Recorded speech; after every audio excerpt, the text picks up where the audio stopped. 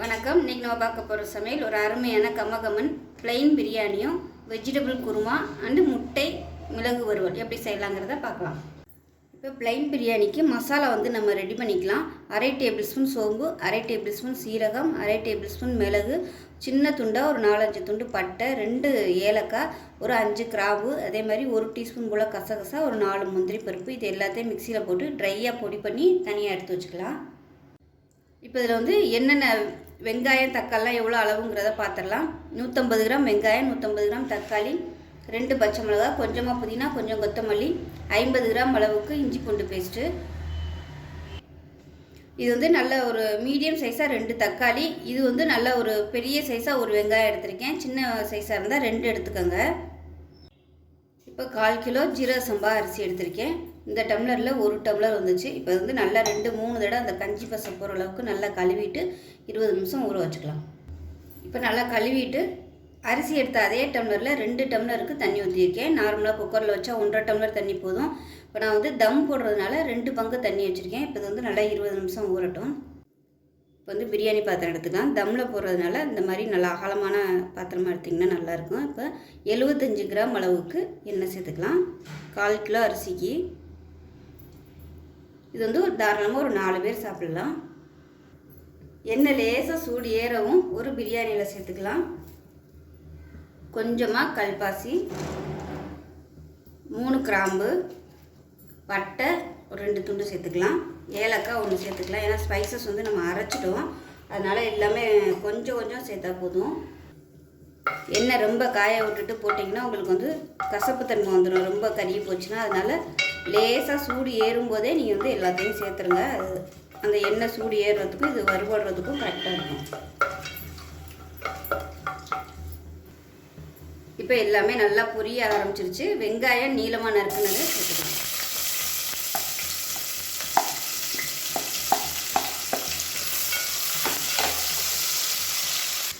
வெங்காயம் வதங்கிட்டு இருக்கும்போது ஒரு கைப்பிடி கொத்தமல்லியில் சேர்த்துக்கலாம். அதே மாதிரி ஒரு கைப்பிடி புதினாவையும் சேர்த்துக்கலாம். எப்பயும் சொல்கிற மாதிரி எண்ணெயிலே வதக்கிட்டிங்கன்னா உங்களுக்கு அந்த இலையெல்லாம் நல்லா சுருங்கி வந்துடும். அந்த ஃப்ளேவர் எல்லாமே நல்லா எண்ணெயில் இறங்கிடும்.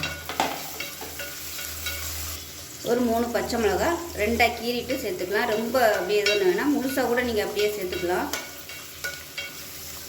வெங்காயம் வதங்குறதுக்கு உப்பு சேர்த்துக்கலாம். மீடியமான ஃப்ளேமில் நல்லா பொன்னிறமாக சிவந்து வரணும். இப்போ வெங்காயம் ஓரளவுக்கு நல்லா வதங்கிடுச்சு, நல்லா பொரிஞ்சு வந்துருச்சு. இந்த ஸ்டேஜில் 1 டேபிள் ஸ்பூன் சாதாரண மிளகாத்தூள், 1/2 டேபிள் ஸ்பூன் காஷ்மீரி மிளகாத்தூள் சேர்த்துக்கலாம். அந்த எண்ணெயில் சேர்த்துட்டோம்னா நல்லா கலர் கொடுக்கும். பொடி சேர்த்துட்டு மீடியமான ஃப்ளேமில் வதக்கி விட்டுக்கோங்க. இப்போ அதில் ஒரு 75 கிராம் அளவுக்கு இஞ்சி பூண்டு பேஸ்ட்டு சேர்த்துக்கலாம். இதையும் சேர்த்து நல்லா வதக்கிக்கலாம்.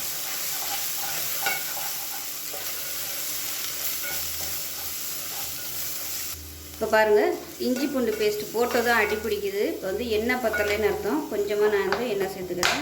எண்ணெய் கரெக்டாக இருந்துச்சுன்னா இஞ்சி பூண்டு பேஸ்ட் அடி பிடிக்காது.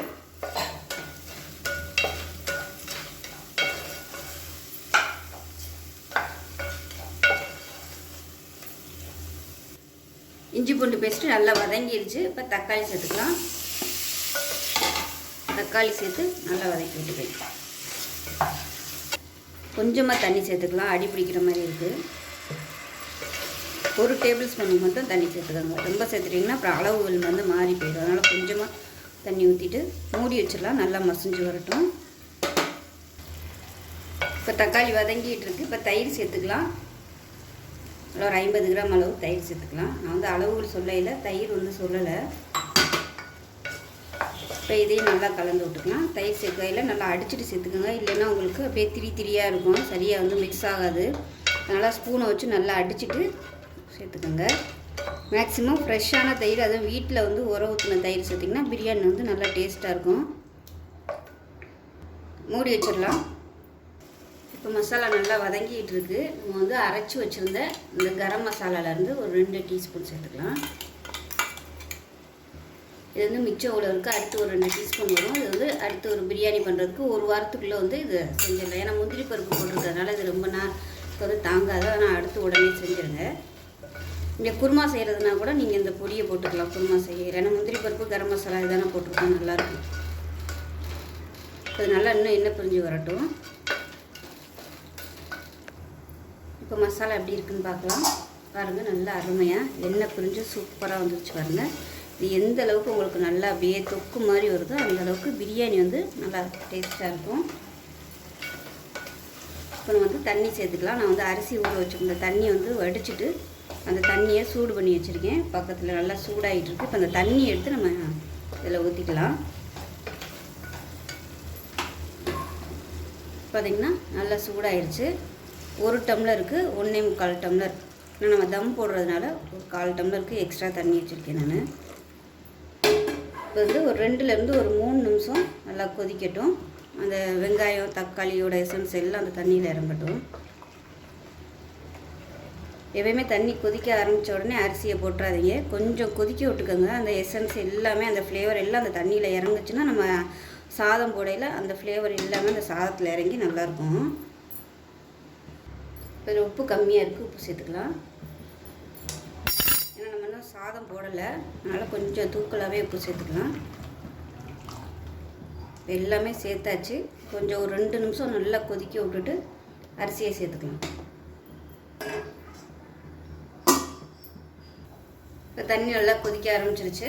நம்ம வந்து அரிசியை சேர்த்துக்கலாம். ஊற வச்சுருந்த அரிசி. நீங்கள் பிரியாணி இது பாசுமதி ரைஸ் சேர்க்குறதுனாலும் இதே அளவு தான் சேர்த்துக்கலாம்.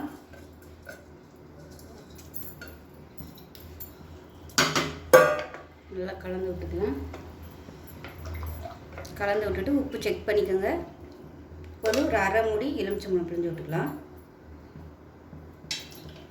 லைட்டாக கொஞ்சமாக பிழிஞ்சால் போதும். புளிப்பு டேஸ்ட் வந்து எப்படி இருக்குன்னு பார்த்துக்கிட்டு அதுக்கு தகுந்த மாதிரி பிழிஞ்சு விட்டுக்கோங்க.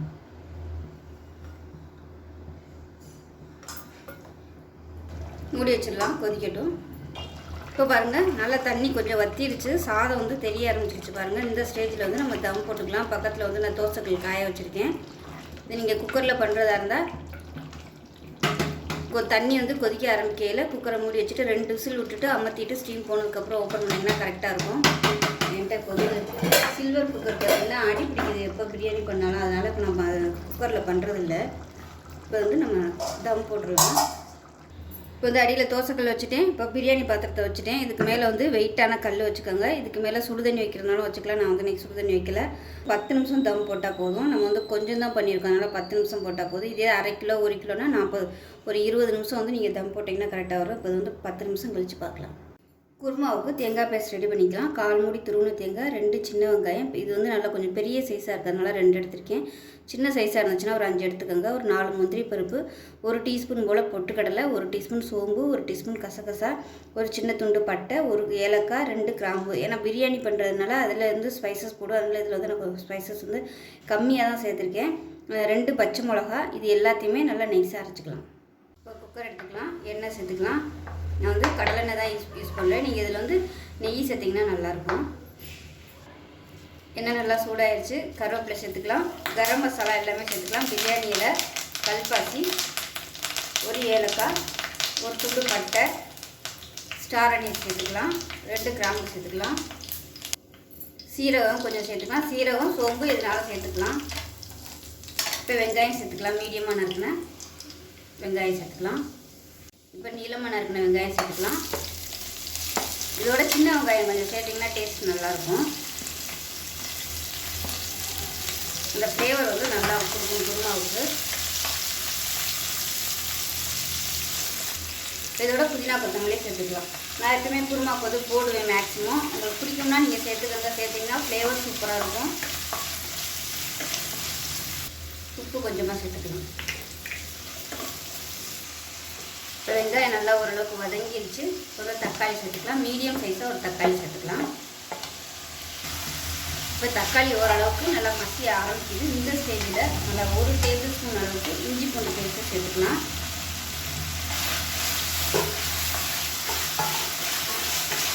மீடியமாக வச்சுக்கிட்டு வதக்கிக்கலாம்.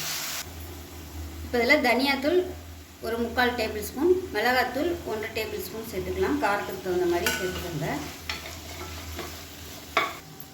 இப்போ இதில் ஒரு கைப்பிடி அளவுக்கு காலிஃப்ளவர், நான் முன்னாடியே காலிஃப்ளவர் வந்து தனியாக மஞ்சத்தூள் உப்பு சுடுதண்ணியில் போட்டு எடுத்துகிட்டு இப்போ தனியாக எல்லாத்தையுமே ஒரு பவுலில் போட்டிருக்கேன். கேரட்டு கொஞ்சம், உருளைக்கிழங்கு கொஞ்சம் அதை சேர்த்துக்கலாம். உங்களுக்கு எந்த காய்கறி பிடிக்குமோ நீங்கள் அதை சேர்த்துக்கலாம். இதுக்கு பதிலாக நீங்கள் சிக்கன் சேர்க்குறனாலும் சேர்த்துக்கலாம். நான் வந்து வீட்டில் இருந்ததை வச்சு போட்டிருக்கேன். பட்டாணி சேர்க்குறனாலும் சேர்த்துக்கலாம். ஒரு கைப்பிடி அளவுக்கு சோயா சாங்ஸ் சேர்த்துக்கலாம். அதாவது மீன் மேக்கர். நான் வந்து சின்ன சோயா சாங்ஸ் யூஸ் பண்ணியிருக்கேன். பெருசாக இருந்துச்சுன்னா நீங்கள் நல்லா ஒரு 2 கூட நீங்கள் கட் பண்ணிக்கலாம்.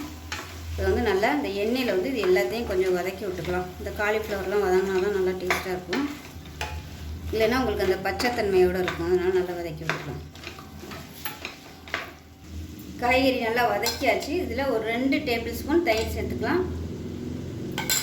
பிரியாணிக்கு வந்து இந்த மாதிரி குருமா, தயிர் சேர்த்து குருமா செஞ்சிங்கன்னா உங்களுக்கு டேஸ்ட்டு நல்லாயிருக்கும். நம்ம ஹோட்டல்லாம் வாங்கி சாப்பிட்ற மாதிரி சூப்பராக இருக்கும் டேஸ்ட்டு. கண்டிப்பாக அது மாதிரி தயிர் ஊற்றி பிரியாணி செஞ்சு பாருங்கள். நல்லா டேஸ்ட் அட்டகாசமாக இருக்கும். இப்போ தயிர் ஊற்றி நல்லா வதக்கியாச்சு. இப்போ நம்ம அரைச்சி வச்சுருக்க தேங்காய் பேஸ்ட்டை சேர்த்துக்கலாம். இதில் வந்து வெறும் நீங்கள் உருளைக்கிழங்கு சோயா சங்க்ஸ் போடுறதுனாலும் போட்டுக்கலாம், இல்லை ப்ளெயினாக பண்ணுறதுனாலும் பண்ணிக்கலாம். என்ன போடணும்னு விருப்பம் இருக்கோ நீங்கள் அதுக்கு தகுந்த மாதிரி நீங்கள் இதே மெத்தடில் செஞ்சுக்கலாம். இப்போ குருமாவுக்கு தேவையான தண்ணி சேர்த்துக்கலாம். ரொம்ப தண்ணியாக வச்சிடாமல் கொஞ்சம் கெட்டியாகவே வச்சுக்கோங்க. ஏன்னா சாதத்தில் ஊற்றையில் ரொம்ப தண்ணியாக இருந்துச்சுன்னா நல்லா இருக்காது. அதனால் அப்படியே கொஞ்சம் கெட்டியாக வச்சுக்கலாம். ஏன்னா நம்ம அது ப்ளெயின் பிரியாணியாக பண்ணியிருக்கிறதுனால அதில் வந்து வெஜிடபிள் இல்லை. அதனால் நம்ம வந்து இதில் வெஜிடபிள் வந்து எவ்வளோ போட முடியுமோ போட்டோம்னா நல்லாயிருக்கும். ஒரு ஃபுல் ஃபில்லிங்காக இருக்கும் சாப்பிட்றதுக்கு. நீங்கள் வந்து அதில் வெஜிடபிள் போட்டிங்கன்னா இது வந்து ப்ளைனாக வச்சுக்கலாம். அந்த குருமா வந்து நீங்கள் ப்ளைனாக வச்சுக்கலாம். உப்பு கம்மியாக இருக்குது, உப்பு சேர்த்துக்கலாம். ஸோ நான் வந்து இந்த அளவுக்கு தான் வச்சுருக்கேன் கெட்டியாக. ஸோ ஒருவேளை ரொம்ப கெட்டியாக இருந்துச்சுன்னா நம்ம தண்ணி கொதிக்க வச்சு மிக்ஸ் பண்ணிக்கலாம். அதனால் ஒன்றும் பிரச்சனை இல்லை. தண்ணியாக மட்டும் வச்சிட வேணாம். இப்போ பார்த்துக்கோங்க, இந்த அளவுக்கு திக்னஸ் இருக்கணும். பார்க்கையில் வந்து நல்லா திக்காக தெரியுது பாருங்கள். நான் வந்து நிறையா தான் வச்சுருக்கேன். மிச்சம் இருந்துச்சுன்னா நைட்டுக்கு டிஃபனுக்கு எடுத்துக்கலாம். இப்போ வந்து மூடி விட்டுக்கலாம். ஏன்னா புதினா கொத்தமல்லி எல்லாமே நம்ம முன்னாடியே போட்டோம். அதனால் போடணும் அவசியம் இல்லை. விசில் போட்டுட்டு ஒரு 3 விசில் விட்டுட்டு பார்க்கலாம். ஸ்டீம் போனதுக்கப்புறம் ஒரு பேன் எடுத்துக்கலாம். அதில் கொஞ்சமாக எண்ணெய் விட்டுக்கலாம். முட்டை வந்து வறுபடுறதுக்கு மட்டும் எண்ணெய் விட்டிங்கன்னா போதும். எண்ணெய் சூடானதும் கருவேப்பிலை சேர்த்துக்கலாம். கருவேப்பிலை வந்து நல்லா நிறைய சேர்த்திங்கன்னா நல்லாயிருக்கும். இப்போ கருவேப்பிலை நல்லா பொரியுது. கொஞ்சமாக மஞ்சள் தூள். அடுப்பு வந்து நல்லா குறைச்சி வச்சுக்கோங்க. நல்லா 1 டீஸ்பூன் மிளகுத்தூள், அதே மாதிரி 1 டீஸ்பூன் சீரகத்தூள், கொஞ்சமாக உப்பு சேர்த்துக்கலாம். உப்பு வந்து கம்மியாகவே சேர்த்துக்கலாம். லேசாக ஒரு பரட்டிட்டு 5 முட்டை வந்து வேக விட்டு 2ஆக, அதாவது எல்லா சைடும் கட் பண்ணி வச்சுருக்கேன். அதை அப்படியே சேர்த்துக்கலாம். சேர்த்து விட்டுட்டு நல்லா அப்படியே பரட்டி விட்டுக்கலாம். அந்த முட்டையில் வந்து அந்த மசாலா நல்லா கோட்டாகிற மாதிரி நல்லா பரட்டி விட்டுக்கலாம். இப்போ வந்து கரண்டியில் பரட்ட வராததுனால இந்த மாதிரி சுற்றி விட்டிங்கன்னா உங்களுக்கு நல்லா அப்படியே எல்லாமே கோட்டாயிடும். வெறும் முட்டையாக சாப்பிட்றதுக்கு இந்த மாதிரி செஞ்சிங்கன்னா சூப்பராக இருக்கும் டேஸ்ட்டு. நல்லா அந்த 4 சைடும் முட்டையில் வந்து நல்லா கீறி விட்டோம்னா அந்த மிளகு எல்லாமே அந்த முட்டையில் உள்ளே வந்து நல்லா இறங்கும். நீங்கள் கட் பண்ணி சேர்க்குறதுனாலும் 2ஆக கட் பண்ணிவிட்டு போட்டு நல்லா 2 சைடு திருப்பி விடணும்னா அந்த மாதிரியும் பண்ணிக்கலாம். அவ்வளோதான். வந்து அமர்த்திடலாம். ரொம்ப வந்து வறுக்கணும்னு அவசியம் இல்லை. லைட்டாக அந்த பரட்டினாப்புல போதும். இப்போ நம்மளோட குருமா எப்படி இருக்குன்னு பார்க்கலாம். பாருங்கள், பார்க்கவே சூப்பராக இருக்குது. கண்டிப்பாக வந்து இந்த காலிஃப்ளவர் சேர்த்துக்கோங்க. காலிஃப்ளவர் சேர்த்திங்கன்னா உங்களுக்கு நல்ல ஒரு ஃப்ளேவர் கொடுக்கும். நீங்கள் எந்த வெஜிடபிள் பிரியாணி பண்ணாலும் காலிஃப்ளவர் வந்து இல்லாமல் பண்ணாதீங்க. காலிஃப்ளவர் சேர்த்திங்கன்னா நல்ல ஒரு ஃப்ளேவர் கொடுக்கும். வந்து உப்பு எல்லாமே செக் பண்ணி பார்த்துக்கலாம் கரெக்டாக இருக்கான்னு. பாருங்கள், திக்னஸ் வந்து கரெக்டாக இருக்குது. இந்த அளவுக்கு இருக்கணும். பிரியாணி நம்ம சாதத்தில் ஊற்றி சாப்பிட்றது இந்த அளவுக்கு கெட்டியாக இருந்தால் தான் பெரட்டி சாப்பிட்றதுக்கு நல்லாயிருக்கும். தண்ணியாக இருந்தால் அப்புறம் அது வாட்டுக்கு ஓடுவதனால இந்த அளவுக்கு கெட்டியாக வச்சுக்கோங்க. இது சூடாக இருக்கிறனால அப்படி இருக்குது. ஆறுச்சுனாலும் கொஞ்சம் கெட்டியாகும். அப்படி ரொம்ப ஆறிடுச்சுன்னா தண்ணி நல்லா கொதிக்க விட்டு தேவையான அளவுக்கு மிக்ஸ் பண்ணிக்கலாம். இப்போ நமக்கு வெஜிடபிள் குருமா ரெடி ஆயிடுச்சு. இப்போ நம்ம பிரியாணி எப்படி இருக்குன்னு பார்க்கலாம். பிரியாணி எப்படி இருக்குன்னு பார்க்கலாம். நான் வந்து அப்படியே அமர்த்திட்டு நம்ம வந்து எடுக்கக்கூடாது. நல்லா கொஞ்சம் நேரம் அப்படியே விட்டுறணும். நல்லா கீழேருந்து மேலே வரைக்கும் பரட்டி விட்டுக்கலாம். நல்லா சூப்பராக வந்துடுச்சு. அடி பிடிக்கல பாருங்கள். சாதமும் நல்லா சூப்பராக வந்துடுச்சு. இது கொஞ்சம் ஆறுனதுனால நல்லா உதிரியாக இருக்குது. இதுவே கொஞ்சம் நீங்கள் சுட சுட எடுத்திங்கன்னா அப்படியே கொஞ்சம் அப்படியே சதன்னு இருக்கும். நான் ஏற்கனவே சொல்கிற மாதிரி இந்த மாதிரி இருந்துச்சுன்னா உங்களுக்கு இன்னும் ஆற ஆற நல்லா சாஃப்டாக வரும். ரொம்ப ட்ரையாக இருந்துச்சுன்னா ஆறுனதுக்கப்புறம் ரொம்ப அப்படியே தொண்டையில் அடைக்கிற மாதிரி இருக்கும். அதனால் இதுதான் கரெக்டாக இருக்கும். சூப்பரான ப்ளைன் பிரியாணி ரெடி ஆயிடுச்சு. குஸ்கா எப்போ வேணாலும் வச்சுக்கலாம். இந்த குருமாவுக்கும் இந்த பிரியாணிக்கும் சூப்பராக இருக்கும் காம்பினேஷன். இப்போ பாருங்கள், அருமையான ப்ளைன் பிரியாணி ரெடி ஆயிடுச்சு. இப்போ முட்டை மிளகு வறுவல் சூப்பராக ரெடி ஆயிடுச்சு. ஒரு செமையான லஞ்ச் காம்போ. ஸோ இப்போ அருமையான ப்ளைன் பிரியாணி, வெஜிடபிள் குருமா, முட்டை வறுவல் ரெடி ஆயிடுச்சு. ஸோ இந்த வீடியோ பிடிச்சிச்சுன்னா லைக் பண்ணுங்கள், கமெண்ட் பண்ணுங்கள், சேனலை சப்ஸ்கிரைப் பண்ணுங்கள், பக்கத்தில் பெல் பட்டனையும் ப்ரெஸ் பண்ணுங்கள். நன்றி.